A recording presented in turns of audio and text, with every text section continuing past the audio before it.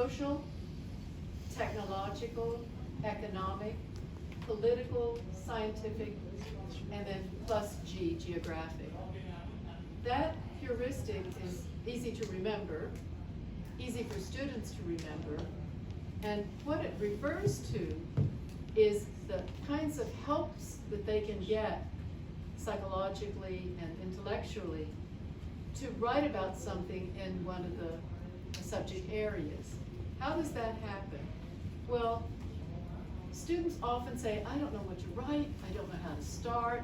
Even we might say that ourselves. How do I get started in telling this story? Well, we found that if we ask a student to focus a little bit on an aspect of the story, they can get started in the storytelling. So if there's a story to tell, like, well, I'll give you one that we did in our research. The students were studying the civil rights movement in the United States. And in the civil rights movement, as you know, there was separation of the races. Illegal, but it was legalized back then. And so that in the South especially, students could not go to the same school as white students. White students were separated from every other race. They had to go to a different school. That's the civil rights movement was meant to overcome that problem. And then, you know, We Shall Overcome became the song. That's another way, by the way, for learning English is to sing songs in English. But one of the aspects of that study was the famous Martin Luther King, who was a great leader who encouraged the change that had to be made. And his famous speech was, I have a dream.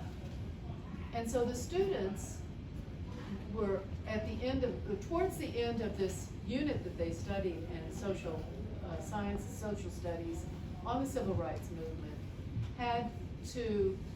were asked to listen to King's speech. Now, if you're a Spanish speaker and you've just come to the country, you're a newcomer, as we call them. You're a newcomer to the country, and your language is Spanish, and you're listening to something in English. How are you learning? How are you learning the content? Well, you get support from the teacher who speaks Spanish and can give some support, right?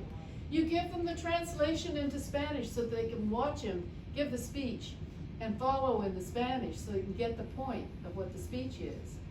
And you begin to see how they're beginning, through all of this support, to get receptive competence in the language. They're listening to the language and they're beginning to get the English. So this kind of support is one example. There's many different ways to do this. But with the steps, then, if the students have listened to the speech and the teacher says, all right, I want you to summarize some of the things you heard that Martin Luther King said about his dream.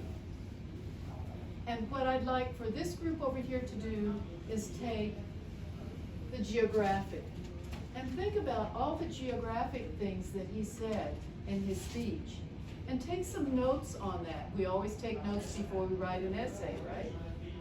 That group then tried to focus on the geographic to tell the story. Now, they were pretty adept at doing this because before they even started the unit, at the very first day of that unit, they were given something else besides the steps. They were given what was known as